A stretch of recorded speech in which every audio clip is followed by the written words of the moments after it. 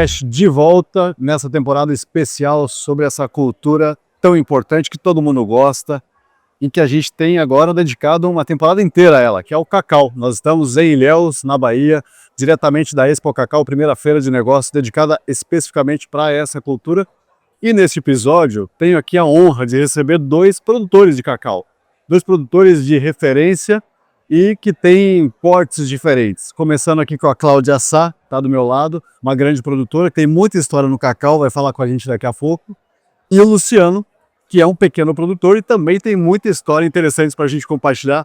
Quero agradecer primeiro vocês dois, obrigado pela presença e por estar aqui com a gente, dividindo todo o conhecimento e a história de vocês. Vou começar com você, Cláudia. Você viveu aquele trauma que foi a vassoura de bruxa lá na década de 80, 90. Queria que você falasse um pouquinho muito brevemente o que foi aquilo e como é que você conseguiu, diferente de todos os outros aqui, qual foi o segredo para continuar nessa atividade depois de um trauma tão grande, né? E o que ficou daquilo lá? De certa forma fica também um receio hoje de quem conheceu de perto o que foi aquilo, né? Eu digo que foi uma guerra, e uma guerra que deixou sequelas, né? E que até hoje a gente luta ainda para apagar esse momento. Porque no fundo a gente não se viu livre da laçoibição. Hoje a gente está aprendendo a controlá-la, mas ela ainda é um efeito, vamos dizer assim, dessa baixa qualidade, não digo qualidade, né, mas dessa baixa produtividade, principalmente, ainda hoje aqui, principalmente no sistema Cabru.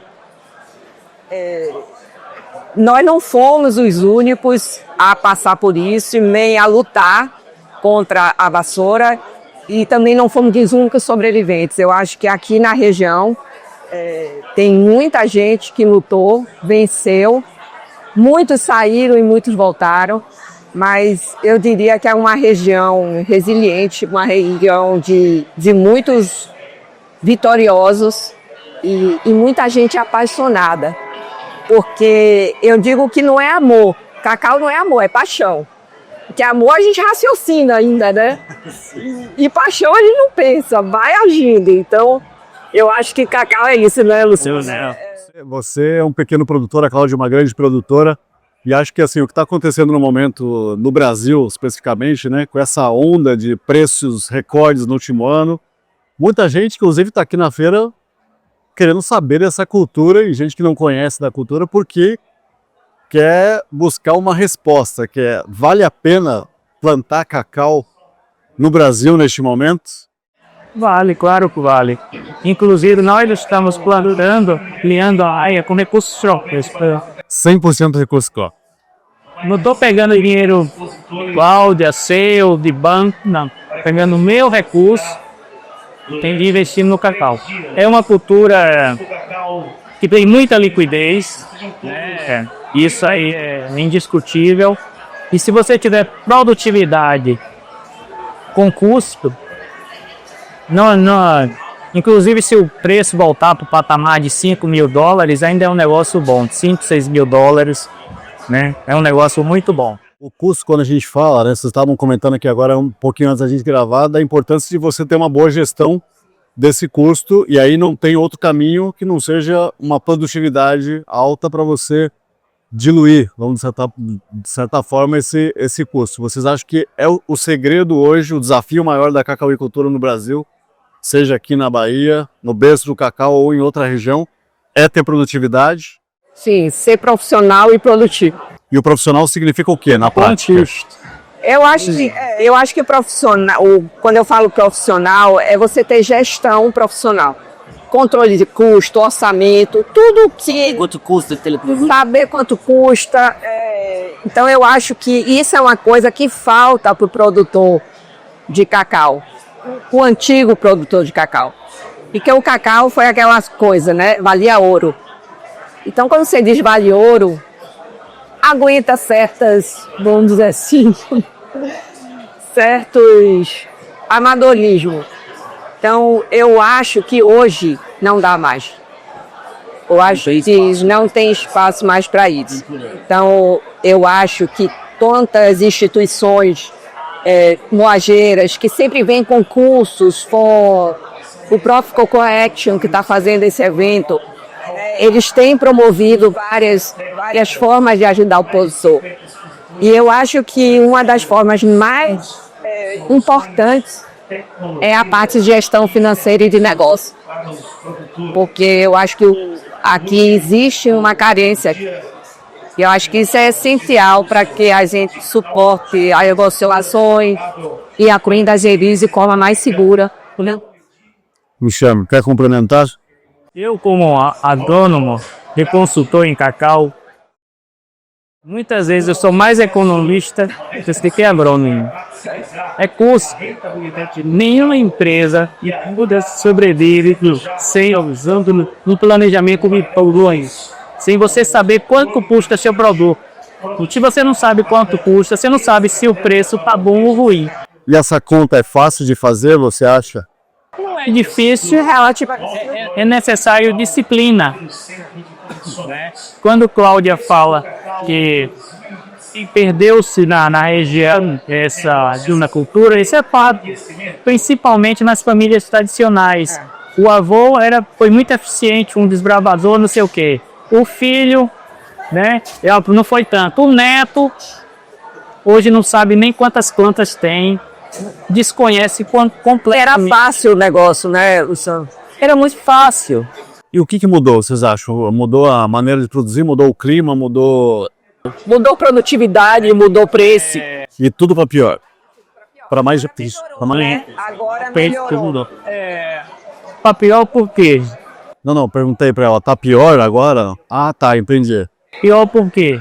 Hoje, com a informação, há algum tempo atrás, você tinha que ir para os livros, informação de 20, 30 anos. Hoje, você abre no celular, tem a publicação de um artigo que foi colocado há 10 minutos. Você tem a informação online. Agora, o que você faz com essa informação, como você elabora essa informação que está muito rápida, é que é diferente. Mas hoje nós temos uma série de facilidades. Há pouco tempo atrás, 20, 30, 50 anos atrás, motosserra era uma coisa rara. Era machado, fazia-se tudo com machado. Tinha mão de obra, salário custava $50, salário mínimo, etc. Hoje tem motosserra, motopoda. As coisas ficaram mais fáceis, mas se não tiver controle dessa facilidade, em todos os sentidos, genética. Da mesma forma que tem muita informação, muita tecnologia, você tem que aprender a usar. Não adianta... Esse celular seu que você pode ter 1001 utilidades, que a gente não usa quase nada, né? A gente nem sabe quais seriam os russos que tem nele. Né? Para que eu quero uma Ferrari se a velocidade máxima do Brasil é 80 nas pistas, 100 alguma... Não tem nem estrada para andar.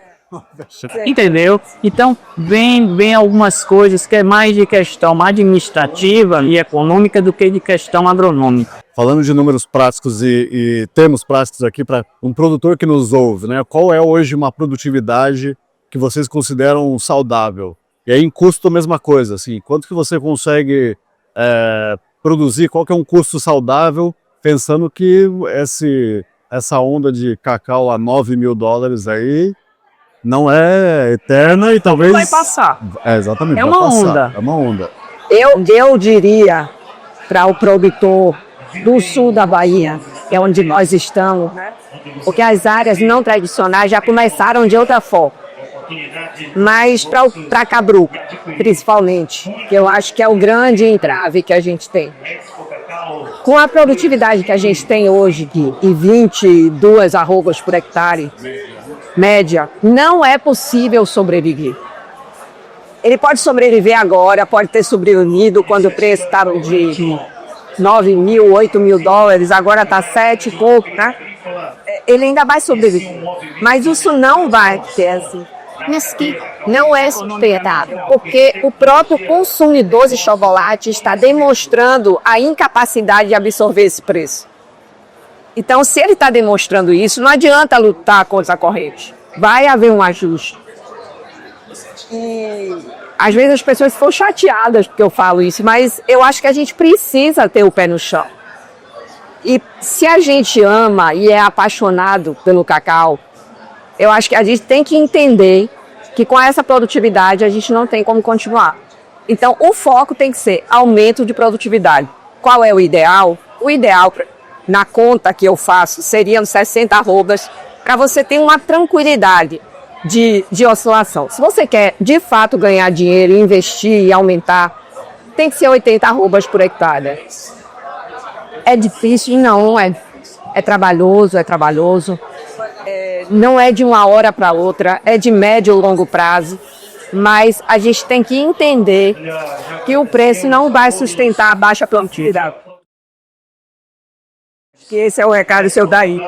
Agronomicamente falando, como que você melhora essa produtividade, sabendo que tem esse cenário aí de instabilidade imprevisível, né? Um clima imprevisível, um mercado imprevisível.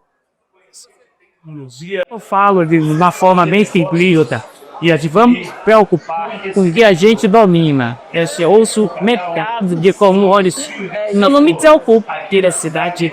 Eu não domino, eu não posso fazer nada, nem para ele subir, nem para ele descer. Quando Cláudia fala, e com muita propriedade, que vai haver um ajuste para baixo, vai.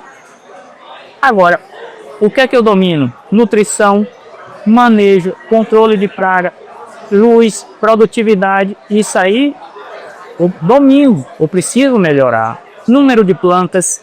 Eu tenho uma área que eu comecei a trabalhar que tinha 300 plantas por hectare. Vai produzir o quê? 10, 15 arrobas por hectare. Não é viável. E é o que a gente tem, né, Luciano? Muitas vezes. É o retrato, né? Aí você perguntou a ela qual seria a produção ideal. Depende do modelo. Na cabruca, eu acho 100, 120 arrobas possível, não é nada muito complicado. Em consórcio, 150, 200 arrobas, porque a incidência de luz é maior, né? A pleno sol, eu tenho uma área com 300 arrobas. Agora, a pergunta que eu faço, e que importa não é quantas arrobas produz, é quanto sobra o produtor em cada modelo. O de 300 lá pode sobrar só 50 arrobas, e o de 100 na cabruca pode sobrar 50 também. Sim. 60. Custo de produção, né? Custo de produção. Fala-se muito no cacau, nas novas planteiras do cacau. Ninguém fala quanto um produtor precisa ter de capital, de maquinário para fazer uma fazenda no cerrado. É isso que eu ia perguntar. Como é que vocês estão vendo esse movimento agora de expansão dele para estados que não são tradicionais? Exige um investimento muito maior, né? Eu, particularmente, acho ótimo. Por quê? Cláudia, você consegue abastecer o mercado de cacau? E não só isso, né? A gente precisa, porque se a gente melhora a produção nacional, hoje nós somos o 6º, 7º produtor mundial, o Equador é o 4º. Um paísinho pequeno, área pequena. Imagina o potencial que o Brasil tem. Aí veio a monilíase lá, quem sobreviveu nessa seleção natural, está cuidando das áreas. Aí eles estão em 4ª colocação, nós estamos em 6º, 7º. Se nós dobrarmos a produção mundial, foi para as 400, 500 mil toneladas, a gente vai ali para o 4º ou 5º lugar. E não é difícil. Não precisa nem aumentar a área. Não precisa nem aumentar a área. Aumentando a área como a gente está, e a gente fazendo esse bebê, eu acho que facilmente, nos próximos 15 anos, a gente chega em terceiro. Entendeu? Pro preço pode não ser muito bom, né? Mas aí é como o Luciano disse, você vai ganhar no volume, na sua eficiência. Entendeu? Então... Eu vejo... Foi um momento de dor, esse momento da vassoura. Em 89 ela foi identificada na região. Foi. Em 90 ela já tinha no sítio. Em 3 anos tinha acabado com tudo, Luciano. Né? Aí teve um prejuízo econômico e social imenso, assustador. Semelhante a uma guerra, eu digo. Uma guerra. Vocês dois viveram isso? Vivemos. Vocês lembram bem? Meu pai comprou o sítio em 80, em 86 ele faleceu. Aí eu tomei a frente. Em 90 chegou a vassoura, né? Então, a gente já fez um monte de coisa para não vender a área.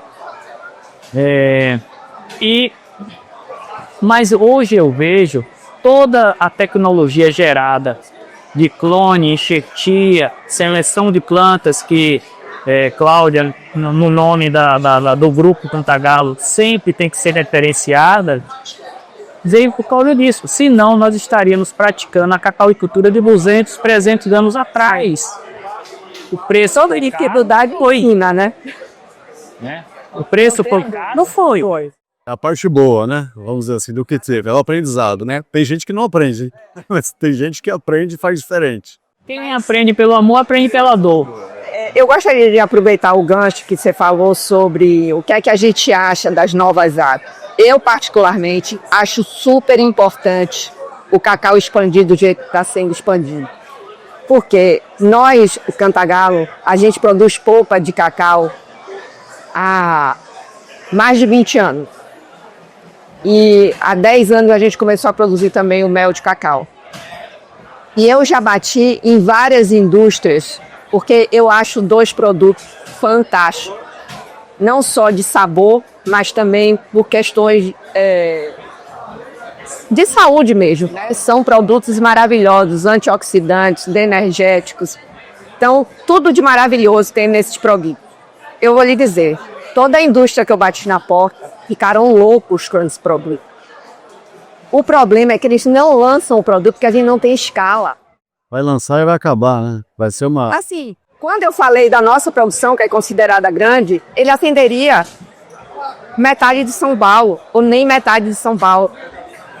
Então ele disse, Cláudia, eu não posso lançar uma coisa que eu não vou ter como atender. Isso tanto o mel quanto a... Mel contra a polpa. Então, na hora que você tem uma escala dessa, e uma escala de pleno sol, onde você tem uma segurança de produtividade, porque menos doença, menos problema. Então a gente vai partir não só para o grão, a gente vai partir para suco, polpa. Isso eu ia perguntar para vocês, que a gente tem uma demanda hoje que é muito concentrada no que todo mundo ama, na amêndoa, chocolate. Né? Mas todo mundo ama. Quem não ama o mel de cacau quando prova o mel de cacau? Quem não se encanta pela polpa de cacau? Só quem não conhece. Né? E outra, a casca do cacau tem várias possibilidades. Só que é isso, a gente foi de escala. Não, você está falando isso agora, acabei de lembrar de um pequeníssimo agroindustrial que passou aqui agora há pouco, porque ele produz biocosmético a partir do mel do cacau, creme antioxidante, a casca ele usa para diversas outras coisas. E aí me surgiu essa pergunta, eu falei... Eu fico pensando, gente, tem um universo o potencial, sem explorar ainda, né? O potencial do produtor de cacau é gigante. Não vamos ter medo das novas áreas, vamos incentivar novas áreas. Porque isso vai abrir possibilidades que a gente não consegue com o que a gente nega. Isso sempre é bom. Uma vez eu fui em um evento de produtores de polpa e eu produzia polpa. Uma das culturas que a gente fez para não vender o sítio. Implantou e tinha uma reunião lá promovida pelo Sebrae na época. Se perguntaram ao maior produtor de polpa da região e ao segundo maior produtor quem eram os principais concorrentes. Aí o maior disse pro outro, olha, pelo. Aí o outro, uma pessoa simples, mas muito sábia, disse, não, o maior concorrente é a Coca-Cola. Nós não somos concorrentes. Eu discordo disso. Nós somos parceiros. Né? Ela tem me ajudado muito. São colegas de profissão, Somos né? colegas, podemos crescer muito bom. Podemos crescer juntos. Né? Ganhamos o prêmio juntos, inclusive. É isso que eu ia falar agora. Vocês aqui, vocês colecionam alguns prêmios, queria que vocês falassem até desse trabalho que vocês, né, são super reconhecidos por eles. Cacau, chocolate fino que você produz, você também. Melhor amêndoa de cacau do Brasil. Conta como é que foi para construir essa melhor amêndoa. E o quanto isso também te traz de algum retorno, ou não trouxe nada? Imagino que... Retorno traz, claro, né? Que a gente sabe que marketing não é uma coisa barata. E no meu caso, veio de graça, ó, de graça, entre aspas. Um prêmio, o prêmio te deu a fruto, visibilidade. É fruto das premiações. Mas do seu trabalho, né, Luciano? Você chegou lá porque tem direito. Se perguntar a Cláudia, quantos anos você vive do cacau? Aí ela vai falar da história do pai dela, depois ela, é uma vida, o que vem a premiação é só um pontinho, mas atrás disso tem toda uma história de vida, de profissão.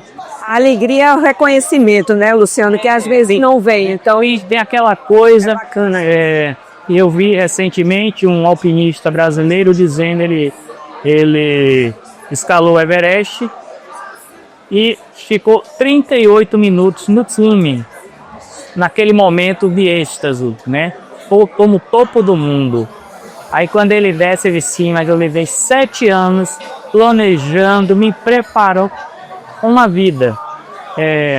Nós já fomos premiados 2 vezes no concurso nacional e 1 vez em Amsterdã, com ouro. É maravilhoso, isso aí é 3, 4 anos de história. Você tem quantos anos de história com cacau? Desde 1960. Tem uma vida. Uma vida inteira, uma A família vida toda. dela Né? se continha com a história do cacau. A vida da família dela se continha com a história do cacau. Vocês veem viabilidade, você falou agora, Cláudia, de você pegar o produto, né? Uma coisa é você produzir ali o produto commodity ou mesmo para o mercado de nicho, premium, né? Vocês veem hoje um passo muito grande quando um produtor investe na sua própria indústria de chocolate, por exemplo. É outro negócio, é muito mais complicado. Eu acho que é uma forma, assim, muitos negócios estão partindo para isso, né? Para verticalização. Você acaba agregando o valor. Mas eu, particularmente, muitas pessoas perguntam: você já produz um volume significativo, por que não verticalizar? Não sei se é pela idade que eu tenho ou pelo amor que eu tenho às fazendas de cacau, é que eu não vejo como eu me dedicar a tudo isso. Então eu acho que eu tenho muito por fazer ainda para as fazendas. Chegar na produtividade de 80 a 100 arrobas por hectare, por exemplo. Isso precisa de tempo, né? Precisa de dedicação, precisa de muito recurso. Então eu não tenho essa vontade, mas admiro quem tem. E acho que talvez até para o pequeno, tem muitos condutores aqui que são tritivar, né? Que eles fazem da mesma barra de chocolate. E pequenos produtores, muitas Pequenos vezes. Né? e pequenos, médios. Então eu acho que é uma forma também que você tem de agregar valor. Mas tem que pensar que são negócios diferentes. A palavra-chave, porque Cláudia acabou de dizer, são negócios diferentes, né? Nós estamos em Tritubá também, pensando numa verticalização da produção, mas dois negócios distintos. Nosso chocolate compra amêndoa lá do sítio. Profissionalização. Né? Eu vou misturar tudo. É outro tipo de trabalho que exige profissional. Né? Tem marketing, tem tudo. É uma empresa distinta e independente. E se for familiar, que ela seja em um molde profissional. Você vai ter que negociar o preço com você mesmo. Né? Vira fornecedor e comprador. Né? E o pior, eu já condenei amostras nossas com nosso chocolate. Não, essa não passa. É profissional. Essa guilhotina tem que estar bem afiada. A gente tem trabalhado lá em cima da produtividade. O colega Adson falou há pouco na apresentação dele. A gente só aproveita 7% do peso do grupo em amêndoa seca. Porque eu estava pensando no que eu falei dos outros produtos. Da polpa. Nós não aproveitamos mais da... Imagine um fruto de... Quantos anos desperdiçados já? Volume de produção, né? Olha, só um exemplo.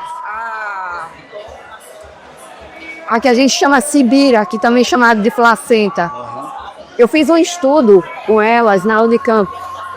Eles ficaram impressionados com a quantidade de pectina que existe nisso. Eles disseram, Cláudia, Isso aqui é para fazer um espessante natural de alimento absurdo. Então você imagine o potencial que isso tem, se a gente tiver escala. E tiver gente olhando do jeito que precisa olhar para a coisa, né? Olhando, mas não tem escala para isso. Mas nós teremos, se Deus quiser, nós teremos. Por exemplo, na consultoria, eu tenho grandes produtores, né? E pequenos produtores. Os grandes podem comprar sozinhos. Os pequenos eu tenho feito consórcio de 3, 4 produtores e compra 15, 30, 50 toneladas de fertilizante a preço da misturadora, 30 a 40% mais barato. Esse é o problema da região. Eu acho que a gente não tem a cultura Do cooperativismo. do cooperativismo, que isso assim levaria muito mais rápido. Ainda mais uma situação em que você precisa muito dessa união para a coisa acontecer. Isso é outra coisa que precisa ser muito trabalhado na região, né, Luciano? Que bom que você está fazendo isso e possibilitando esses pequenos se unirem. Isso é importante. Só ilustrando, entendeu? Agora em 25 nós devemos ter comprado nesse modelo de, eles chamam de compra coletiva, 1.500 sacas. Isso aí dá o quê? 75? Não, o que mais? Umas 100 toneladas de adubo. Teve um cliente que comprou 10 sacos. Pequenininho. Mas ele saiu de comprar hoje a 240, 250 reais a saca, pegou a 190. Então, é uma possibilidade. Sim. É uma necessidade. Uma necessidade. Para a coisa se sustentar e crescer do jeito que precisa, não? Que nutrição tem um peso significativo no custo de produção. Uma última pergunta. Muda? Tem muda o suficiente caso... Ele é produtor de muda, viu? Opa, não tem muda, né? É outro problema, né? É outro problema. Mas falta mesmo. O mercado está aquecido.